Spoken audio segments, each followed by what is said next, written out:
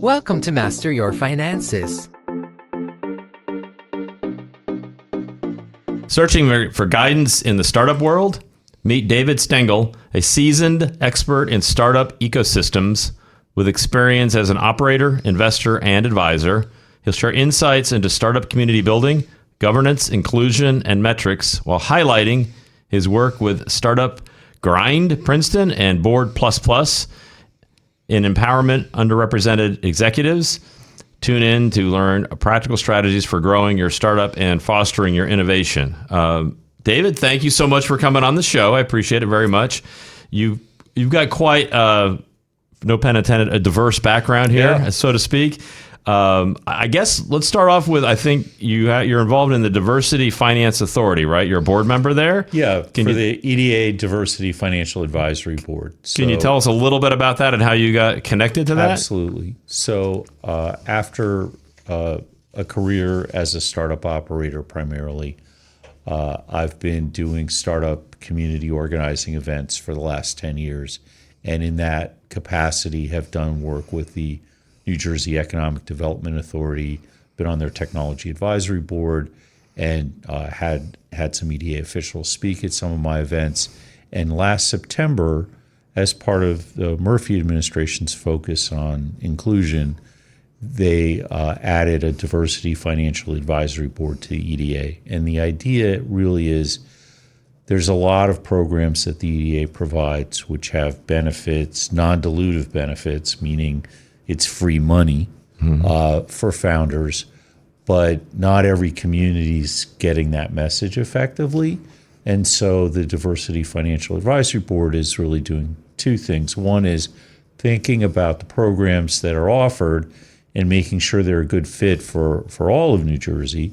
And second, going to groups that are overlooked or are not participating particularly and saying, what can we do to help you raise awareness about these programs and take full advantage of it? And it's a little bit like when you do any government program, you want people to use it. If you're giving out cereal coupons, you want people to not redeem the coupons. But if you're giving out benefits programs, the whole point is to deliver the benefits to the people. Right. You create that leverage, right? And the government kind of helps to come back in and do that leverage thing. So it sounds to me like you have two different areas. So I guess we'll start with, which would be the more generic, which would be the whole, like, what's the scope? What's generally the scope of what their goal is there? And then we'll get into like the overlooked or the other communities that maybe need a little extra help. So what's the big picture? Economic Development Authority is a big tent, and they do all kinds of initiatives. The things that I'm most familiar with are for venture startups. So my focus is in the venture,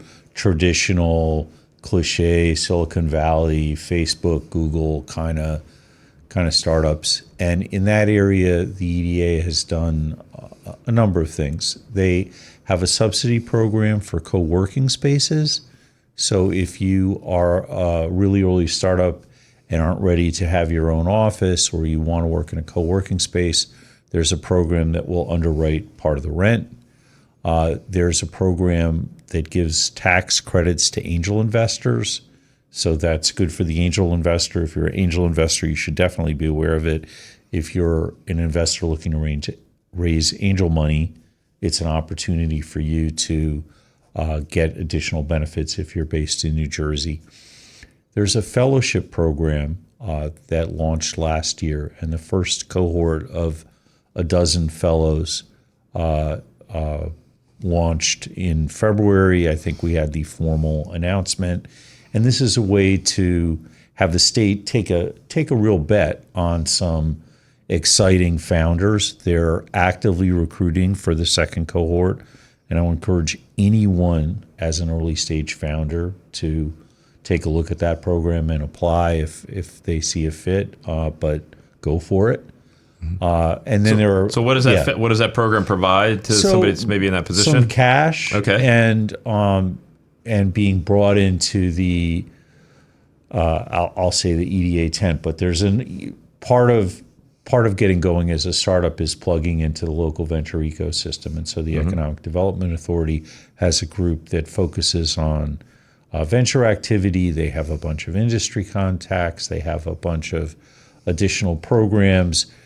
For example, if you're doing a startup that needs a wet lab, there's a program where you can get funding to use a wet lab at a university. So this can cost plenty of coin at the beginning, and you can get something like $40,000 a year to use lab gear at Princeton or Rutgers. Or and that's just one example. There are all kinds of programs. Part of why the board is in place is there's probably 70 EDA startup programs, and if you asked me to recite them all, I'd fail miserably. No, I won't do that to you. Yeah.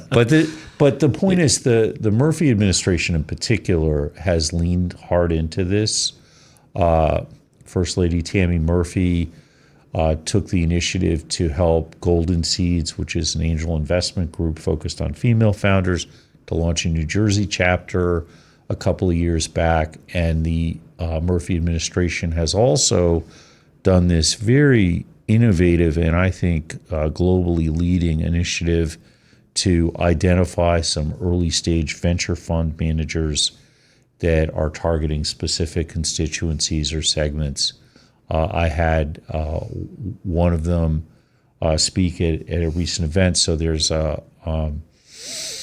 Squire Servants founded a venture fund looking specifically at conditions that are prevalent in underserved markets, which is a poorly capitalized and area that has opportunity for innovation. There's another, Red Bike Capital, does consumer products and has the MDs there are amazing. So the administration has partnered with specific funds with specific investment theses that are aimed at helping the whole state of New Jersey and looking at groups that historically are there certain areas? I remember years ago, I know at the chamber they talked about how, at least one of the speakers did, he was talking about how New Jersey wanted to be kind of like, quote, the Silicon Valley of the East kind of thing. They wanted to really not lose these people. Like they get to a certain point and they just go to California, they go to Silicon Valley, and it's like, well, why are we letting that happen? Why don't we keep them here? Absolutely. And keep our ecosystem in place? Is this kind of part of that whole philosophy? Yeah. So I think every business community wants to figure out how to keep businesses staying with the community. Right. And so there's, on the one hand, we have Choose New Jersey, which is trying to bring businesses in from every other state. And then we have programs designed to make it attractive for people to stay here.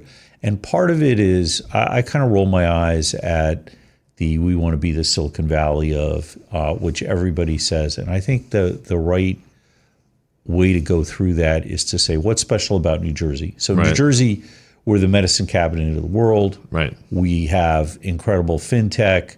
We're a highly educated, wealthy state leading the country, top 5 in per capita income, top 5 in education, engineers. There's a rich body of technical talent. So it's looking at the things that we're good at and the things that are here and not trying to say we're going to copy the Valley because, the Valley's great and it has its own strengths. Right. And we're going to do better doubling down on what New Jersey's good at than trying to imitate San Francisco. Oh, I would agree. Every place has their own personality. Yeah. I think the argument was, I think that was kind of like just this term that was thrown out. I think the argument was, we don't want to lose these early stage entrepreneurs. They're going other places to find venture capital. And we don't want them to leave. There's two parts to that. One is that quarantine really changed the game. And it's now possible to do fundraising without relocating it's much more common than it used to be. And it's much further down the pipeline in a venture investor assessing a company that they expect an in-person meeting. So there's some democratization of access to capital. There are still, and I think always will be, two tribes around this philosophically. There are the Y Combinators of the world that say you have to come to San Francisco and kiss the ring, and only then will you achieve startup enlightenment. And then there are the 500 startups of the world that say entrepreneurs are everywhere. We want to find you. We want to support you where you are. And so don't go to the Y Combinators if you want to stay in New Jersey, right? But there are lots of ways to stand up a business and keep it here. So part of it is, as a founder, what's the lifestyle you want to lead? I can tell you that housing is cheaper here than in Palo Alto. I think almost everywhere. Yeah. Palo Alto. Yeah. You can pay $1 zillion for a closet. Right. Yeah, no, that's awesome. So, so we're going to take a quick break now. You're listening to Master Your Finances. Welcome back. You're listening to Master Your Finances. I'm here with David Stengle, and we're kind of talking about the general NJDEA, right? Sure. Which is great. And so you have the basic mission of the organization, but now you came in to join the board there, which is more focused on some of these nuanced areas where people might need a little extra help. So can you explain a little bit about who those people are, what their special needs might be that might be a little different than the general population, and how do we address those to help them in ways that maybe they're not currently being helped, that maybe they need, that other people may not need? Sure. Does that make sense? Yeah. Absolutely. I'd say that the Diversity Financial Advisory Board is still early days, and the way we've organized the advisory board is to have two subcommittees, one focused on entrepreneurs and one focused on investors. So part of what we want to do is make it easy for investors to operate in the state and find good deals, get good access to founders. I am focused on the investor side, and my whole jam is about making it easier for first-time founders to get into the venture club. I have been in that situation, and once you get in, a lot of nice things can happen, and it's harder to get in than it needs to be. So the focus of the subcommittee that we're on, the Entrepreneurship Committee, is really helping to identify entrepreneurs that are thinking about doing their startup and in the early stages of that, and making sure that they're tapping into all the resources that they need. And so, I mean, one example that I give is I live in Princeton. Princeton University has a tremendous portfolio of resources to help a founder. So if you're a Princeton student, you can practically wave your hand and get mobbed by resources. But I had, for example, a guy, Anthony Frazier, who's a successful entrepreneur many times over now, does work at Newark Venture Partners. But Anthony got his start because he was loading trucks at the graveyard shift at Walmart, and the rest of his shift didn't show up.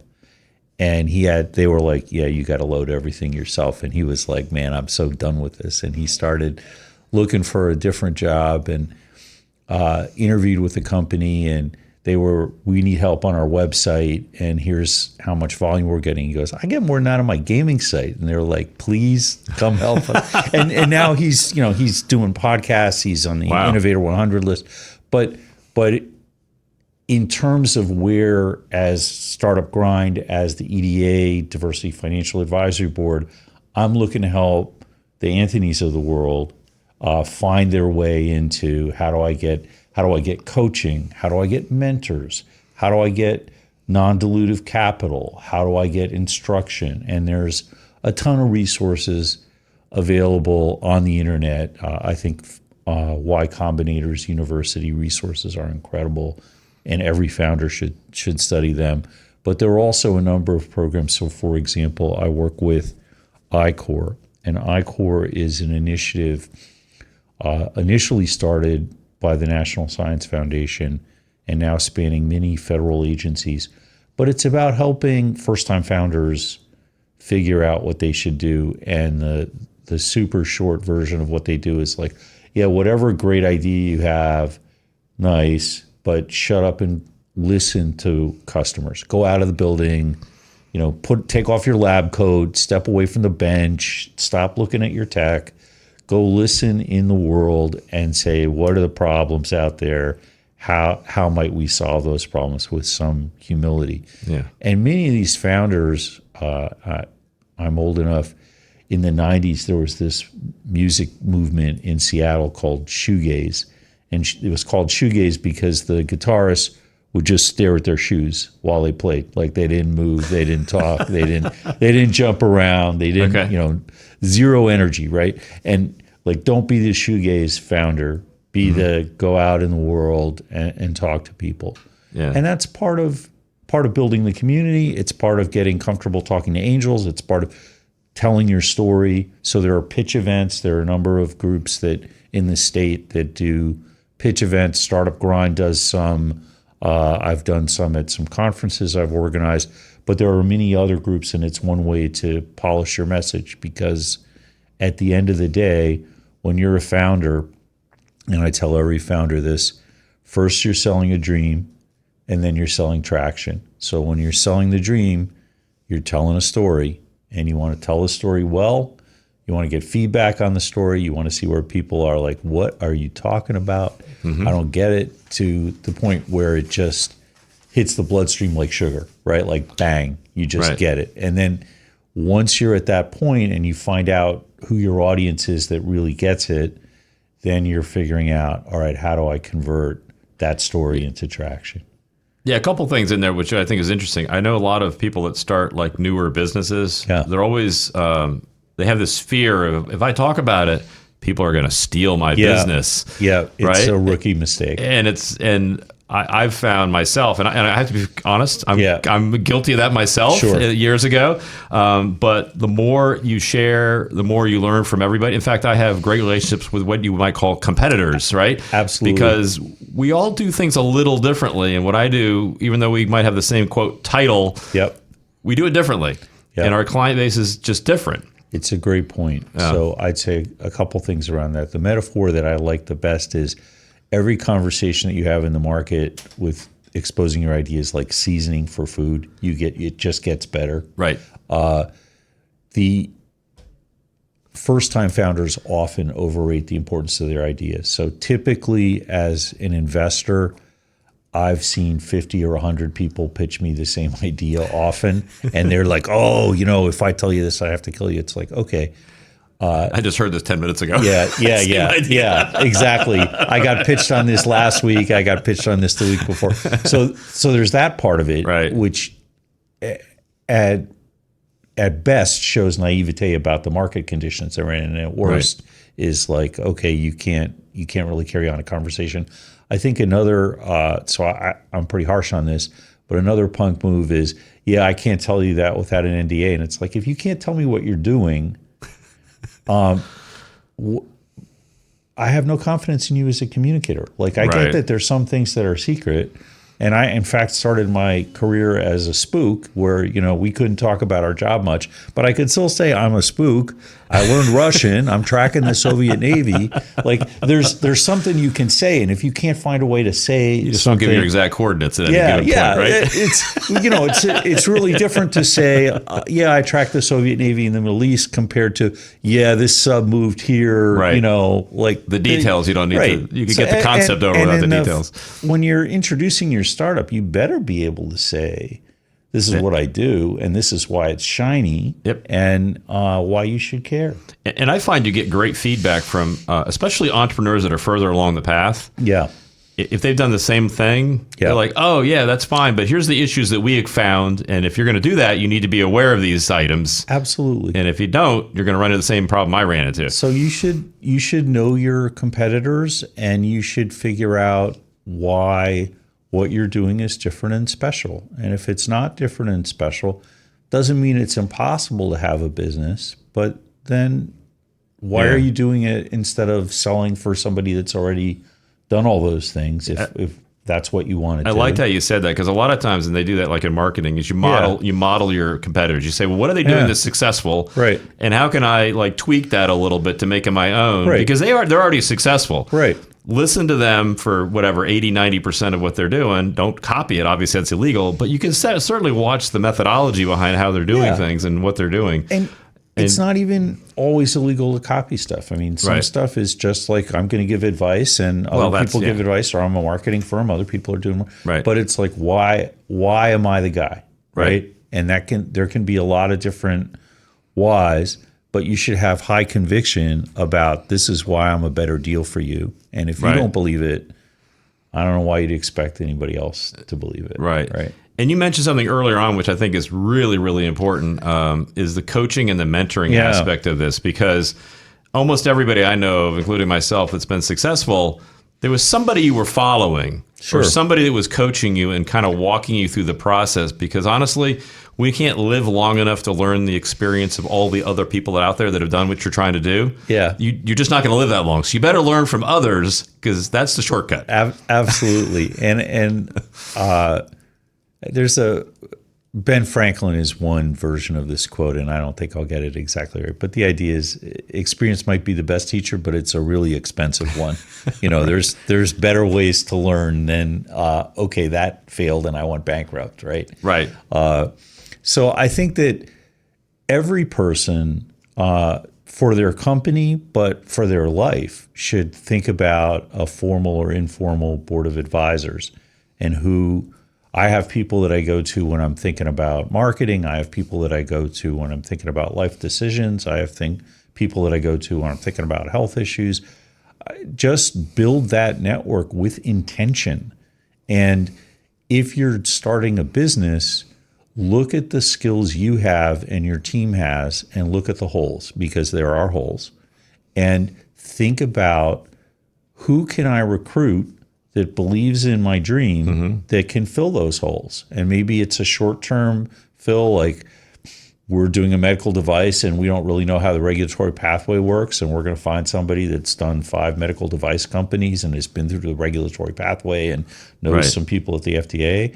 Or it can be something like, I've really never set up a sales commission plan before, and I know I need to do it. We're going to die if we don't sell, but once I go beyond personal effort, what do I do?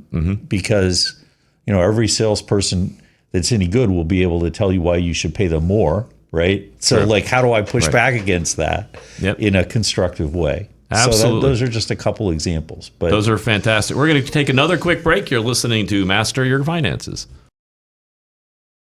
Welcome back. You're listening to Master Your Finances. I'm here with David Stengle, and we're talking about entrepreneurship and how important it is to get help. And there's some great programs that are available here in New Jersey. And you're specifically part of the Diversity Finance Board, which is cool. And in there, you specifically want to help like the underserved community. Can you tell us a little about like who that is, if they're out there, and how they might get connected, whether they're part of that community or just part of the general population? Also might want to connect with the bigger programs as well. Sure. So if you look at the composition of venture-backed company founders, and these numbers might be a year or two out of date, but they're directionally correct. About 82% of venture-backed startups have an all-male founding team. Venture investors and founders heavily over-index for Ivy League schools, especially Harvard and Stanford. It's a very wealthy group, and there's a lot of conversation about, hey, if you do a startup, you're going to get this equity payout on the back end, so you should work for nothing or for limited wages. Well, if your family's poor and you can't live off your parents, That might be difficult. right? That's a harder conversation. Right. And the most extreme example I'll give is I have a good friend that is just really well connected with money, and did a startup and joined it, and they did a friends and family round, and she was tight with a whole bunch of hedge fund managers, and they raised like $500,000 in a week, and it was like, oh yeah, sure, whatever, right? Like, and that's not the world of most. That's not most of people. us, right? That's Right. not me. That's Right. not the startups I work with. So part of it is the whole, and that's an egregiously extreme example, but Right. the idea is there are people that come for money, and it's like, yeah, I have no college debt because my parents paid the. They haven't known the struggle. Right. And it's like, this is not a problem. And then there's people, it's like, I need to pay my bills. How do I do this? And navigating into the system and making sure that they can find grant money, early stage investment, and be scrappy and navigate into getting ready for institutional capital is really, really important. So I think that part of it is making sure that entrepreneurs that are thinking about doing the startup journey understand how hard it is. And I think there's a tendency to romanticize the effort. And I see occasionally, oh yeah, I maxed out all my credit card bills and I mortgaged my house and I made it. And I don't think, great job, founder. I think you're an irresponsible idiot, right? So part of it is, and I mean, circumstances may vary, but that's my gut reaction, right? Is you want to find a way to do right by your family, to do right by your finances. There are programs, for example, aimed at you can do a soft launch of your startup evenings and learn about startups and learn about putting your business plan together and learn about putting your pitch deck together and not quit your day job, right? And there's a whole, keep paying the bills, don't be crazy, be responsible. Part of what I look for in founders is, are you fiscally responsible? I want you to be tight with money. Right. Mm-hmm. And not just, oh yeah, whatever. If I fail, it all burns up. I think you bring out a key point is that you start it with and maintain your existing job. Because I think they go, well, I have to work 40 hours a week or whatever. And how am I going to spend it? How much time do I have to really get in a job? I need to quit my job to have the time. And I think a lot of them don't realize that when you actually are on your own, there are no 40-hour weeks anymore. It's like whatever you need to get it done. It's like there is no clock anymore. No, I tell my kids and it goes away. Anyone that listens, what's the difference between a job and a career? 30 hours a week. Right. You're going to be working.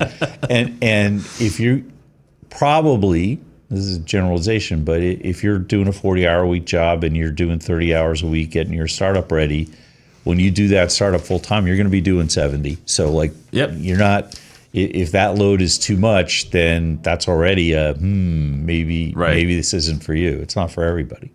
Right. Understood. It takes time before you see the guy hanging out on the yacht in the bay, all day in the afternoon. It is a marathon. That's a long and road. And I tell founders, when you do this, when you take your first investor check, look across the table and think, I'm getting married to this person for at least 7 years. And if that makes you throw up in your mouth a little bit, then don't take that check because this is like the best, happiest moment you're going to have for those 7 years. You just brought up something interesting. I wonder if you could talk about that relationship, how investor, entrepreneur, that relationship is really key. Yeah. Like it has to align for both sides. You want to talk a little bit about that? How that works and why every investor and every entrepreneur are not made to match up with each other? Sure. So part of it is chemistry. Right. And that's true for your co-founders as well. Part of it is there are style differences and structure differences, especially at the angel level. There are angel groups that are extremely formal in their methodologies and what they look for. I would give a New Jersey example is Kairetsu Forum, which is a very disciplined, thorough, financially oriented assessment process.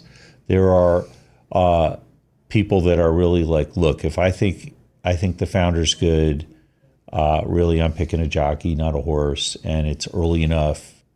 Yeah, makes sense. Go try it. Go see what. If your model is good, I'm willing to write a check of this size for you to go prove the next points. Mm-hmm. And I'm really believing in the team. And I've never met an investor that said that anything was more important than the team. So it's all about that. And I think every founder should remember that the first thing they're selling is themselves. And part of that is be the person you're proud to sell. Do your homework, learn about venture deals, learn why you should have a safe note and not a convertible note, right? Learn, just be ready, be smart, be educated, be prepared. When you go in and talk to an investor, you should know every board seat they hold. You should know the last 10 checks they wrote. You should be prepared in that conversation and drop your understanding into weave it into what you're saying to them, because if you're not, it's sort of like if you write your resume and you have a typo, Right. I'm not going to believe that you can do any document. True. Right. It's just, if you didn't care about your resume, we're done. That's pretty bad. Right. And it's sort of like that as an investor. If you're not taking me seriously when you're asking me for money, how are you going to do a sales call? Right. Right. So remember to represent and do your prep. That makes a lot of sense. You do due diligence on the investor just as much as, because the investor's certainly going to do due diligence on you. Absolutely. They're going to want to know who you are and what's your... And they will respect you more if you show them preparation. I mean, if you have a choice, okay, here's somebody that comes to a meeting and they're like, yeah, what do you do? Who are your partners compared to, oh, I see that, you're a former lacrosse player, and Right. my co-founder used to play lacrosse, or whatever. I was invited. This reminded me. I was invited to I think it was like, what's it called? New York Summit Venture Capital, something. Okay. Whatever it was in New York City. I was invited there by an entrepreneur. I mean, he's a capitalist. So yeah. And we were watching his presentation. He was one of the judges of like who gets this award. It was for competition, one of these deals. Yeah. And literally, a woman got up there and goes, "You can tell I'm not prepared for this presentation, but here we go." Yeah. Basically, and I was like, we kind of looked at each other. We're like, why did you even come into the building? We were like, I don't understand. And I was amazed at how many were not prepared, knowing they were coming to give a presentation in front of all these different angel and venture capitalists. It was shocking to me. In fact, my comment to him was like, isn't there a business to prep people to do these presentations? He goes, yes, there is. There is. So I think people need, I guess what I'm saying is people need to take it more seriously. And I saw it actually in play. Absolutely. Most of them are not. So you're going to be ahead of like 80, 90% of it if you just take the process seriously. Right. So invest in it and tell your story. And what I say about pitch events is they're an important part of the chain. They're fun to attend, for me anyway. Mm-hmm. The goal of a pitch event from a founder's perspective is very rarely to win the prize. There are a few prizes where it's $1 million, it's real. Most of them are, you have $10,000 or $20,000 in soft services, so it's like, you can take a meeting with us and we won't charge you, right? Right. And it's like, okay, but the feedback is magic, right? And when you start, you'll get advice. Conflicting advice. Part of your job as a founder is people tell you to go left and go right, and you have to decide who to listen to. Right. But when you stop getting new advice, then stop going to pitch events, because you're there for the new advice. And when you hear something once, whatever, if you hear it repeatedly, then take it seriously. So that's, I mean, there's a lot more nuance to that, but that's good advice. Too long didn't read. Just, if two people tell you the same thing, I didn't understand what you were talking about on your unit economics, then you probably aren't explaining your unit economics well. Right. And once you hear nothing new, don't waste your time. Unless you feel you need practice on the presentation side. You should be able, as a founder, to tell your story in your sleep, in an elevator, anywhere, anytime, to any person with conviction. Awesome. We're going to take another quick break. You're listening to Master Your Finances. Welcome back. You're listening to Master Your Finances. I'm here with David Stengle. And that was great. Great advice as far as going to the pitch events and to get information, feedback. I think a lot of it's about feedback, right? You get out there, you talk about it, you get feedback. You're also involved in some other things, one of which is called Startup Grind. You want to tell us a little bit about that and how you got involved? Sure. So Startup Grind is a global network in hundreds of cities across the globe, over 125 countries, and millions of members. And it's about educating, connecting, and inspiring entrepreneurs.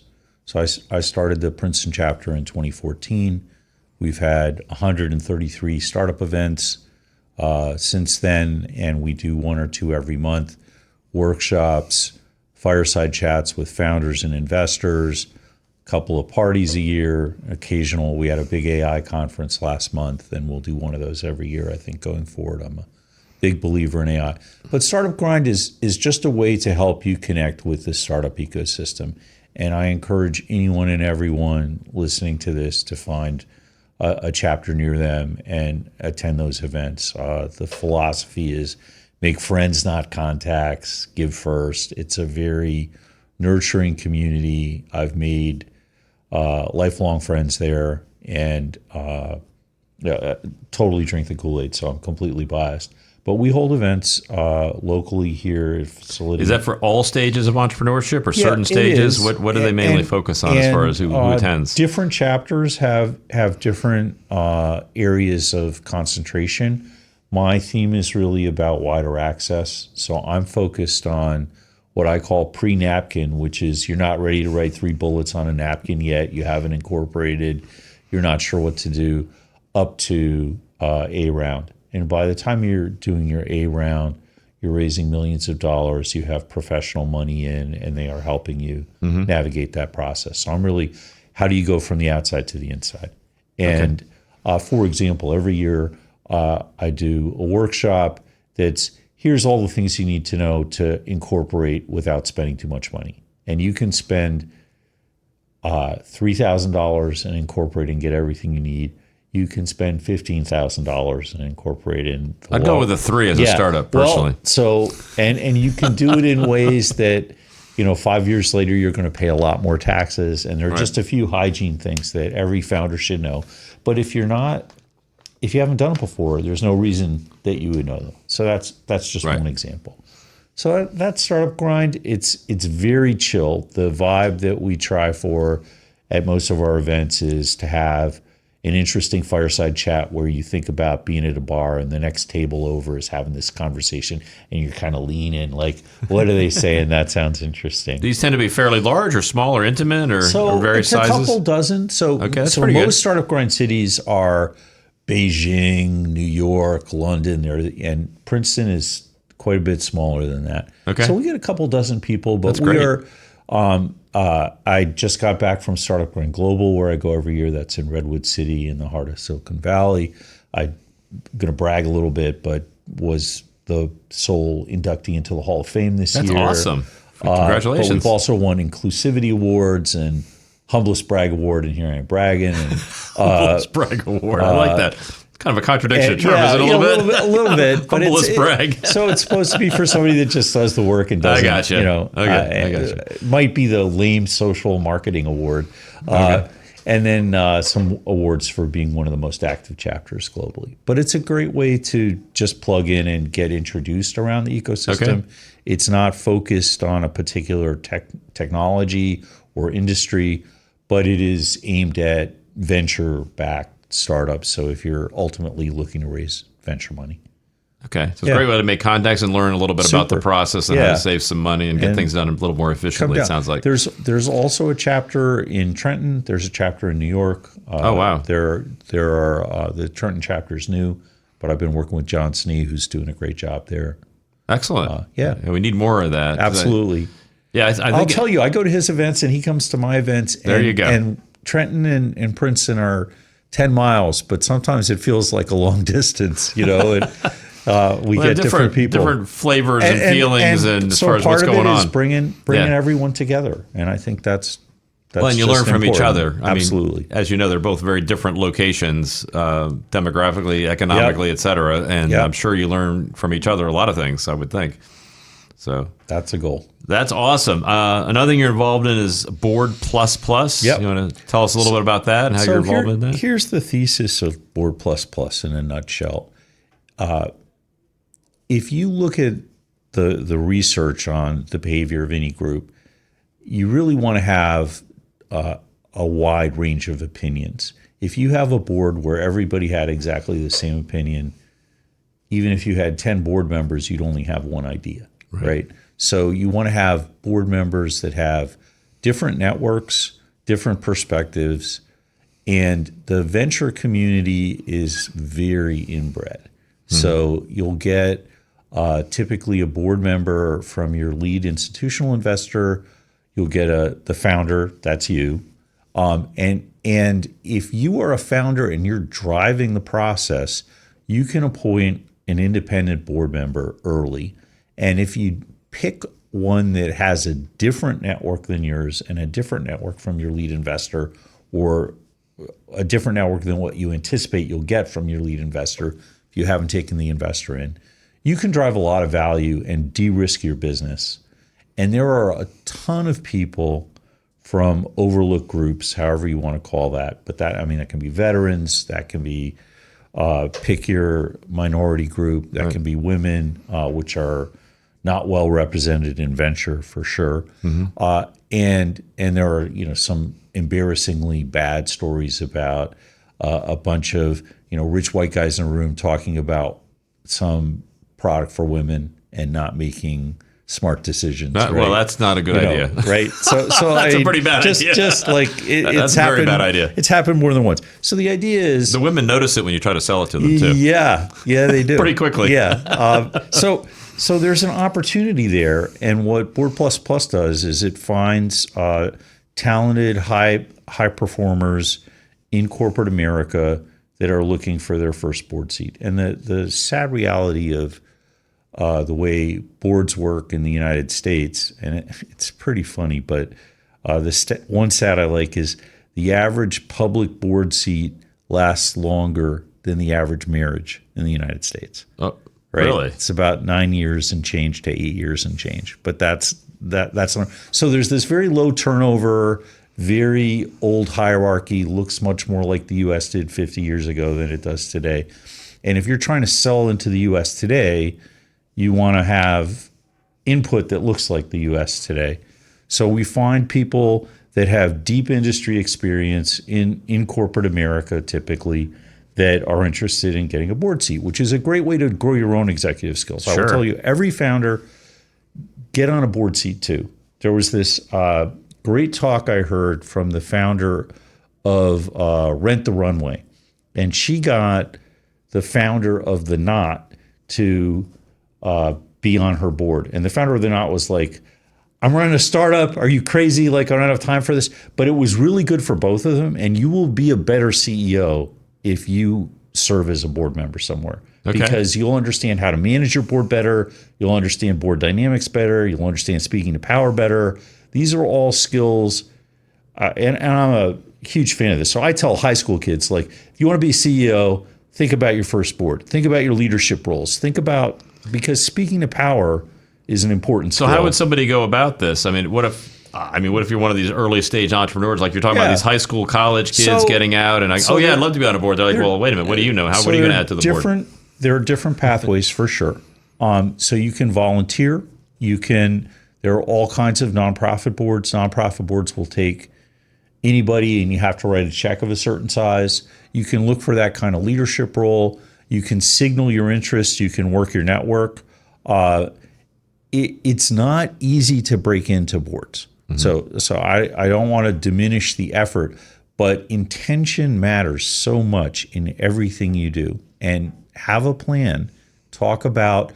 Go talk to board members about how did you get your first board seat? I'm looking for one. Do you have somebody young on your board that would represent, people that are not on Social Security and what their interests might be?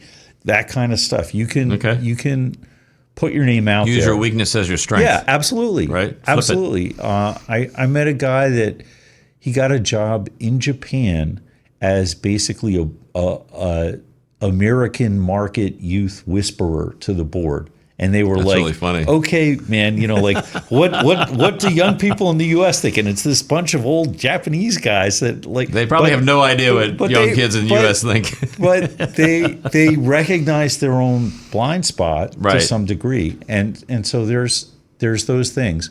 But look at boards, and it can be any kind of pursue your interest, signal your intentions. The profile that we take at Board Plus Plus typically is, you've got 20 years experience at least in an industry. You're either managing hundreds of people or you're a subject matter expert. So you might be like chief counsel and it depends. If you worked at Goldman, you don't have to be chief counsel, right? If you work at a smaller firm, you probably do have to be. But something that has the appropriate gravitas. And then what I'd say, when you're pursuing a board seat, beyond signaling your intentions, you should be really articulate about what your board superpower is. Okay. So when you market yourself, and this is true for any job, but at an executive level, so a board, you should have your nose in and your hands off the business, right? And what can you do to really change the arc of their success path? And be crisp about that. And if you don't know it, that's some soul searching that you should Right. do. Okay. Yeah. All right. We're about to wrap up. Any final thoughts before we leave today? Just entrepreneurship is hard. There's a reason Startup Grind has grind in it. There are resources out there to help you. And if you go on that journey, getting help is part of what will make you successful. All right. Well, thanks again for coming on board. You're listening Thanks. to Thanks Master for Your having me. Finances.